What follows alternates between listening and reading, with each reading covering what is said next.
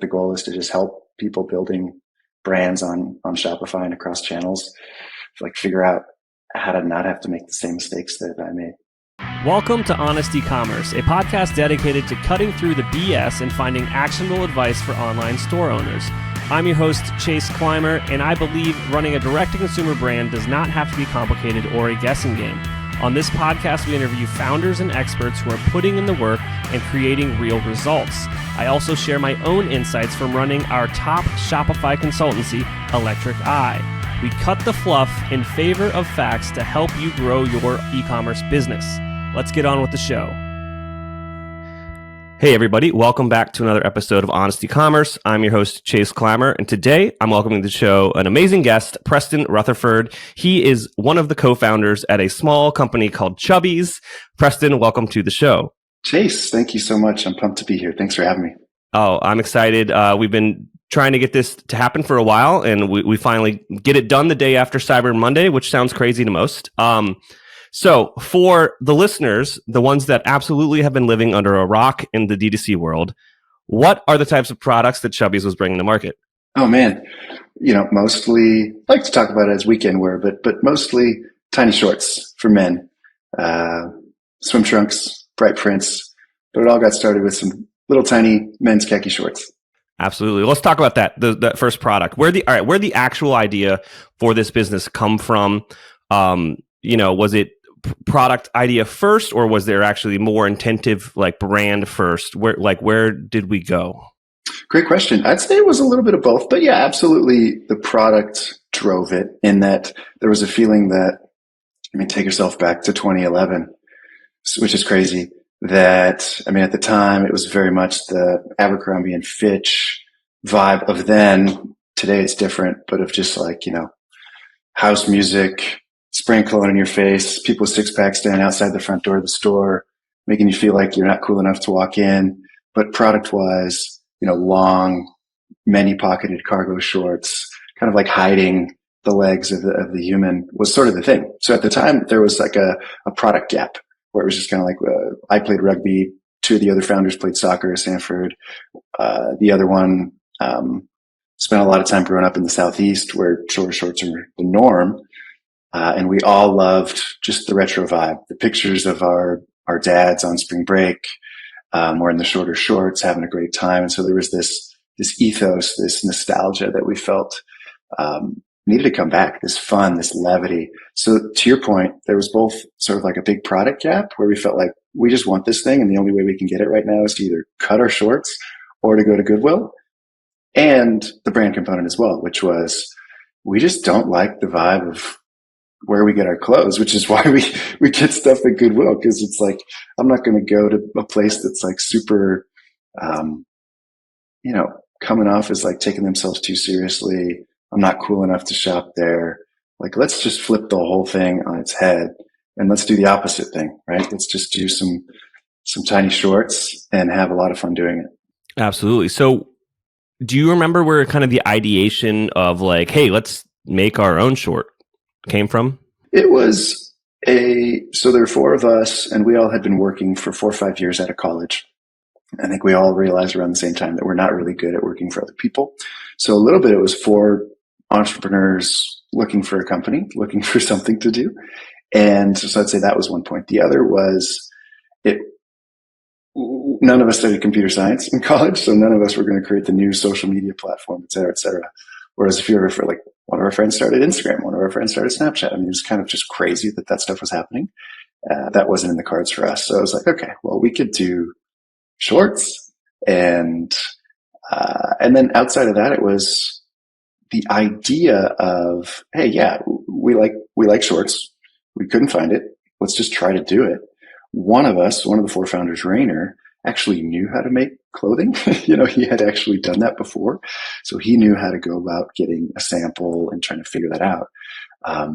And Kyle, one of the other co-founders, he was in private equity. And so one of the spaces that he was analyzing was commerce and commerce enablement. So he knew that Shopify was not just getting started, but very, very early and had completely changed the cost, the time, the investment to just get a store up and running online.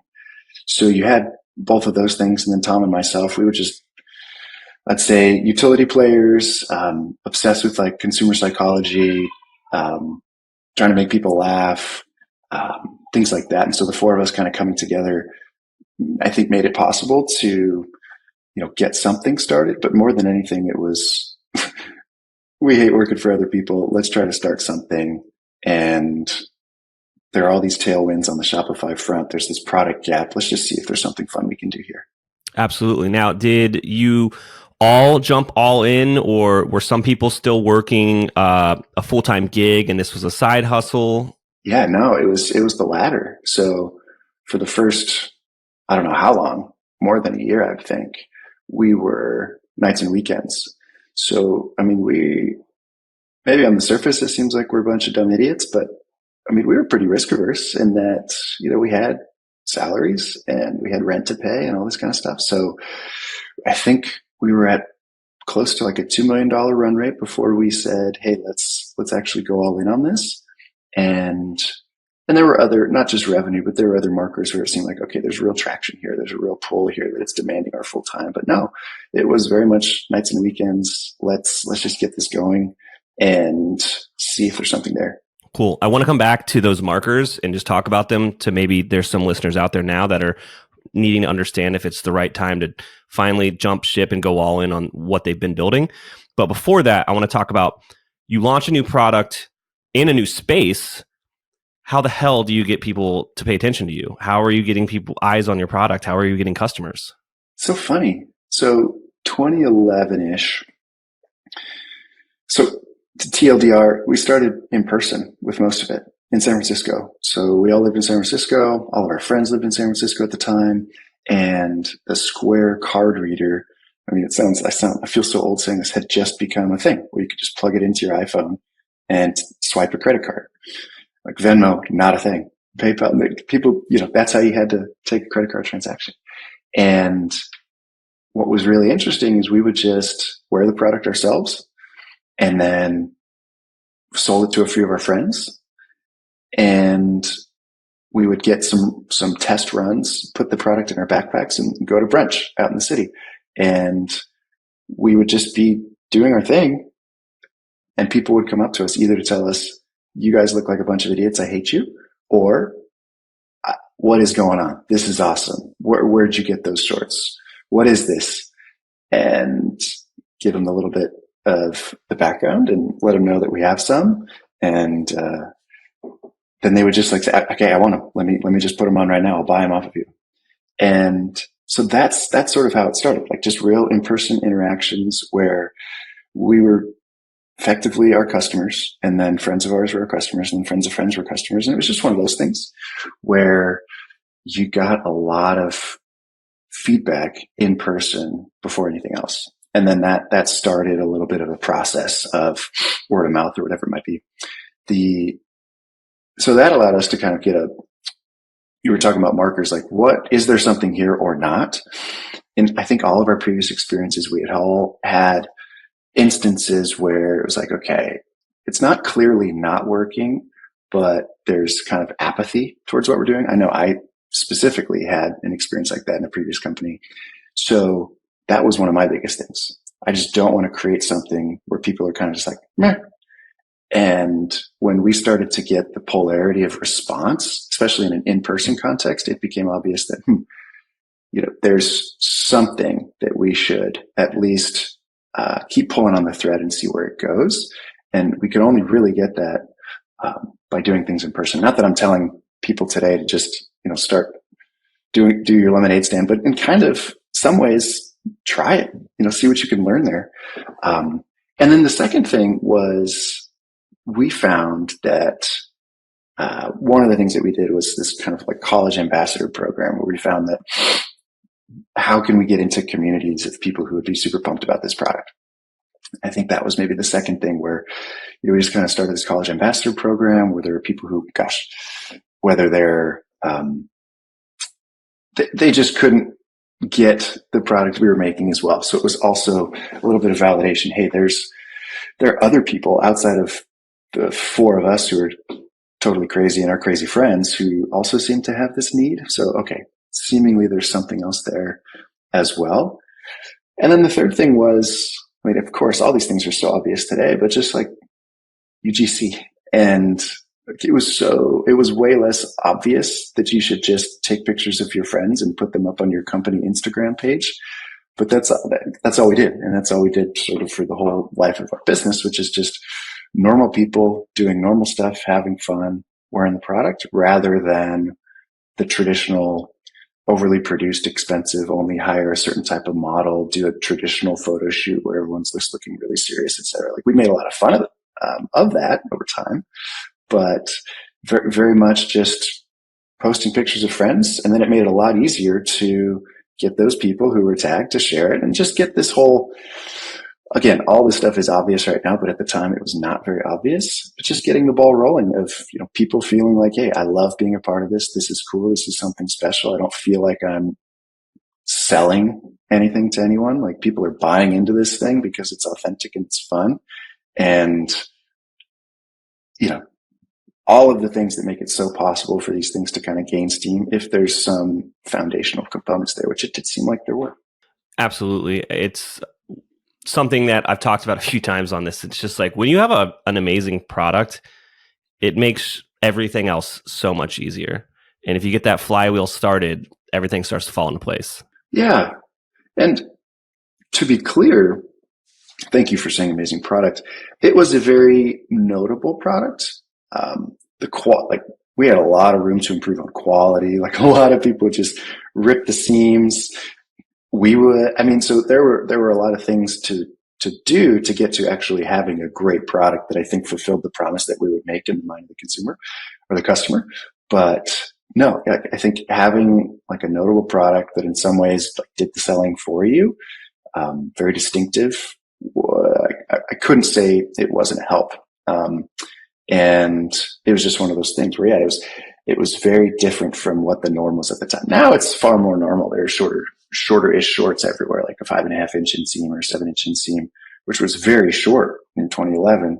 Again, I feel old, but it was just different. So part of it is just like, you kind of look dumb for a while at the beginning, but you feel like what you're doing is the right thing. And as long as you're internally validated enough to not quit while the whole world kind of comes around to the truth that it'll work out. Hey there, merchant. Are you tired of trying to navigate the wild world of e-commerce on your own? Are you looking for a partner to help you achieve your goals? Look no further than the Shopify Plus agency Electric Eye. Our team has a proven track record of helping our clients make millions with strategic design and development. Whether you're migrating from a legacy platform to Shopify, designing a new theme for your store, or just looking to optimize what you already have, Electric Eye is the perfect partner for you. Electric Eye are true Shopify experts. Not only is our Shopify knowledge unparalleled, but we have partnerships with all the best tech in the Shopify ecosystem. And don't worry, we're easy to get a hold of. Our clients rave about our fast communication. So here's the deal. If you're an e-commerce business doing over $1 million a year, you can receive a complimentary Shopify diagnostic from our team of experts. That's free, personalized, strategic recommendations to improve your store and grow your business. To get started, head on over to electriceye.io/connect to schedule an intro call with one of our experts. That's electriceye.io/connect. Are you tired of your cash flow being tied up in inventory that takes ages to arrive from China? How many times have you missed out on potential sales during peak season due to inventory delays? Well, here's some news that might just change the game for you. Imagine increasing your lead time by 10x without ordering inventory in advance, reducing your inventory risk by over 66%, and enjoying 3 times better cash flow. Sounds too good to be true, doesn't it? Well, with Portless, this dream can become a reality. In the unpredictable world of inventory projections and holiday rushes, Portless is your reliable partner. They ship your products directly from China to your customers, keeping you stocked without the burden of additional storage fees. Say goodbye to the hassle of ordering inventory in advance. With Portless, you have access to factory MOQs and can replenish fast-moving products in just 3 to 5 days. Capitalize on demand, eliminate wastage, and and get your precious inventory ready for sale within 2 to 4 days of manufacturing. No more waiting 45 to 60 days for cargo ship arrivals. Shipping to over 55 countries from their fulfillment center in China, Portless ensures your customers enjoy a seamless domestic experience with 6-day shipping and last mile tracking from trusted carriers like USPS, Royal Mail, and Canada Post. The best part, it's cost effective. Portless helps you improve your gross margins by up to 40% thanks to Section 321, eliminating fees and costs associated with traditional fulfillment options. Not only that, Portless ensures your products reach your customers on time while retaining the full domestic experience. Your customers can conveniently track their orders, and you get to keep the custom packaging they love. If you sign up before March 30th and mention this podcast, Honest Ecommerce, you'll get 20 cents off your pick and pack fees for every order for the first 3 months. That means if you're doing 10,000 orders a month, that's $2,000 a month in total savings, $6,000 for your first 3 months. But remember, you have to contact Portless before March 30th to get this deal. Ready to revolutionize your inventory and fulfillment process? Visit portless.com today and let them help you with your inventory and fulfillment needs. Today's episode is sponsored by Intelligems, the ultimate A/B testing and profit optimization platform for Shopify merchants. You're investing tons of time and money to drive traffic to your store, but are you doing everything you can to convert that traffic into profits? With Intelligems, you can stop guessing and start making strategic decisions. Intelligems platform enables you to A/B test everything from themes to pricing so you can understand what makes your customers tick and click.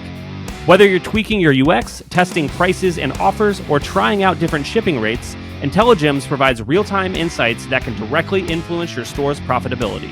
Join the ranks of over 1,000 Shopify stores that are already maximizing their potential with Intelligems. Setup is quick, and the results are undeniable. If you're not experimenting, you're leaving money on the table. It's that simple. Elevate your e-commerce strategy today. Visit intelligems.io/honestecommerce and use code honestecommerce for 10% off your first month. You can also find Intelligems on the Shopify App Store and get a 7-day free trial. Now, obviously, you guys have had massive success, and there was like some exits and whatnot. During kind of that scaling phase, do you remember, kind of just what the day-to-day was for you? Like, what was your actual job trying to keep the pieces together and keep things growing? Yeah. I mean, it was constantly changing, I would say, but a lot of similarities. So, I mean, I think at the beginning, it was very much Tom and I just trying to figure out what are we going to do? What are we going to talk about? Who are we going to be? Right. So it was the only leverage you had were like product descriptions, product names, product photos. And then when you started doing a little bit of Facebook advertising, it was trying to figure out, okay, how do we stand out? How do we look like something that doesn't look like an ad? How do we show people that we're putting so much effort into this and that it's surprising, that they're just like, holy shit, this is fun. This is awesome. Rather than, okay, here's a picture of a product and some discount, blah, blah, blah. So I'd say one of the takeaways, just a lot of effort and on things that maybe would be early things to get quote unquote outsourced.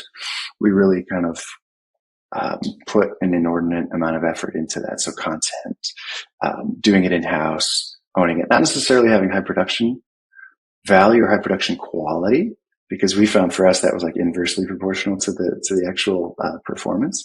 But in terms of like what we did, it was just kind of like really, really working hard on doing the very, very basic things of trying to put things out into the world, content-wise, product-wise, that just when people see it, they're like, this is awesome. I love this. I feel great about this. And I'm going to share this with my friends. And then that permeated throughout, everything we did and everything the team did. So for Tom and myself, it was very much build a brand. Why do people love what we're doing? How do we make people laugh? But then there's obviously a whole bunch of other stuff that has to happen in the business, making amazing product, making sure the ops are such to where we're actually able to send people the product and not run out of money. And it's hugely beneficial when you have co-founders there with you who can, lift you up when you're down, push back on you when you're being an idiot,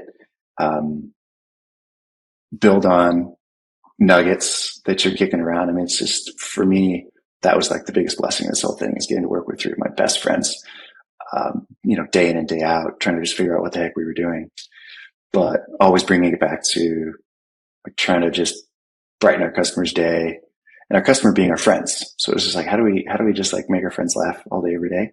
And then give them amazing product that they love. So yeah, I mean, in terms of like what we did every day, I wouldn't say too different from what anyone else is doing, but I think very fortunate to have great co-founders, very fortunate to be able to have the support to just go super, super deep on these things that I think really help differentiate us, which was like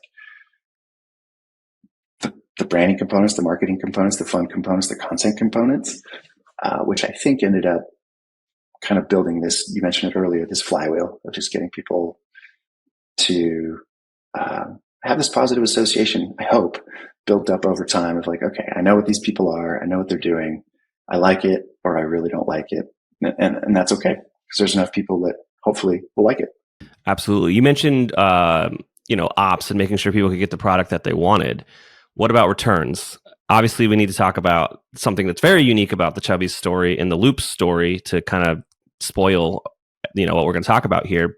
But it's pretty interesting to see a direct-to-consumer company build a solution for themselves, and then that solution evolve into a giant SaaS player in the same industries.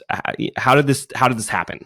It's so funny, and totally stumbled into it, to your point, and you summarized it perfectly. But it's just kind of like, I mean, if anyone was operating when, the genesis of this kind of came about, let's call it 14, 15, 2016, returns exchanges, super rough for the customer, for the company, for the team. And so there was clearly a problem to solve there. And as it relates to the impact on the company, I mean, I think one of the things that was just like such a bummer when you always saw it happen was just like, oh my gosh, that could have been an exchange, but it ended up being a return. There's something you could do about that.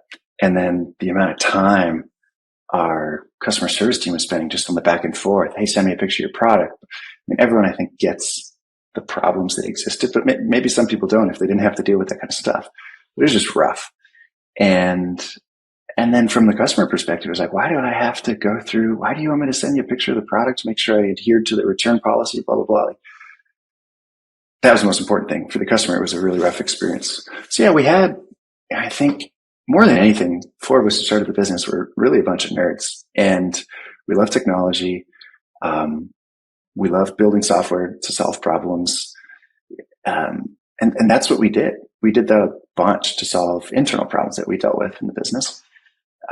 So this just happened to be another one of those instances, but where the product ended up being externally facing. And it was just enough of, hey, this is a problem facing other folks, other brands. And when they saw the returns experience, it was just kind of like, they came to us saying, hey, can we have that? Can we have that thing, that product that you have, where you're facilitating this returns and exchanges experience? And we were like, what? I don't know what you're talking about. This is just something that, one of many things that we just built. And so it kind of organically happened. There was a pull there, and it was just a crazy process. And then ended up putting spinning up an entity, putting a great team in place to go out and actually pursue this vision, this great opportunity. And it's amazing to see what the team has done. And so very, very excited to see how the business has grown. I mean, it's been crazy, but yeah, super wild in the way that transpired. And I know a lot of operators like, oh, I've had this software idea that I've wanted to get out there. Oh, I built this tool for myself. And like, it's possible. It happened. I don't know if out of 100, how many times you could replicate it, but I know that a lot of e-com operators out there have felt like they've had something that they want to make it available to other folks. And I don't know, it's interesting. Like the thing we struggled with was distraction. Could we handle both a consumer brand and a software business? And we determined for us that we could not. So we decided to continue to focus 100% on, well, let's not say 100%, but effectively 100% on Chubbies, on the consumer brand, because we had seen other brands that had kind of tried to do both. Not to say that's not possible. We just realized we couldn't really do it. So yeah, totally crazy story. Yeah. And I mean, just to highlight some things that resonated with me is you went into it solving your own problem with no expectations of building a second business. And then it turning out that other people needed that same problem solved and it growing organically. I think that is maybe the best way that these type of things can happen. I think founders can get distracted by shiny objects, and they, if you go at a problem expecting it to be a $50 million company, you lose sight of maybe the thing that's making you your real money right now, and then you have two potential failures on your hands. Yeah, totally. It is such the ideal way that it's hard to plan around that though, right? But it is something to be open to. And, I think we made the right call staying focused, because the shiny object can be like the worst possible thing and made so many mistakes just pursuing shiny object syndrome over and over again. So yeah, you're right. It's sort of lightning in the bottle moment, but the fundamentals of having a problem, understanding it so deeply, not even caring that you want to, if whether or not you'll be able to sell this to other people, but just let me solve this problem the way that it needs to be solved so that it solves my problem. And then whatever's going to happen is going to happen. Absolutely. Now, Preston, you've shared so much stuff with us so far. Is there anything I didn't ask you about that you think would resonate with our audience? I think one thing is, after having this whole thing that I'm trying to do now is try to be helpful to other folks who are building brands, because it's hard. We were very fortunate, and the benefit that being able to just build something on Shopify where you can make a product and make people's lives better, and bring your vision of what the world should look like to the world so easily is just one of the coolest things ever. Like, it just gets me excited to no end. So one of the things that I think where I hope I can be helpful is, one of the biggest mistakes we made over a long period of time was not understanding how to allocate our marketing resources to build for these like longer term outcomes, which was like actual profit generation. And I think that's one of the things that's affecting a lot of folks right now, because the meta DTC customer acquisition economics are, for a lot of folks, somewhat challenging. And we had to deal with this stuff almost a half decade ago, because men's tiny shorts is a very kind of like consumer discretionary purchase. So I think that one of the things I'm trying to do is just write about it on LinkedIn. So I think that's like, if there's anything I can like do to give back outside of just this 25-minute conversation that we're having, it would be just, I'm trying to write about all of the mistakes I made on LinkedIn. And if you want to read it, great. The goal is to just help people building brands on Shopify and across channels, like figure out how to not have to make the same mistakes that I made. So to the extent that's helpful, great. Check it out. Would love your feedback. Would love to just try to like learn collaboratively, because that's the goal. It's not just like dictates. But I think that's the one thing that I would just want to mention that I hope can be, how can I actually give back to everyone who's listening to this episode in such a way that I hope is like very tactically beneficial to the bottom line. Absolutely. And I'll make sure to link to that in the show notes. Preston, I can't thank you enough for coming on, and I'm sure I'll have you back. Awesome, Chase. Grateful to be here, man. It was super fun. Have a good day. Love what you're doing, man. We can't thank our guests enough for coming on the show and sharing their knowledge and journey with us. We've got a lot to think about and potentially add into our own businesses. You can find all the links in the show notes You can subscribe to the newsletter at honestecommerce.co to get each episode delivered right into your inbox. If you're enjoying this content, consider leaving a review on iTunes. That really helps us out. Lastly, if you're a store owner looking for an amazing partner to help you get your Shopify store to the next level, reach out to Electric Eye at electriceye.io/connect. Until next time.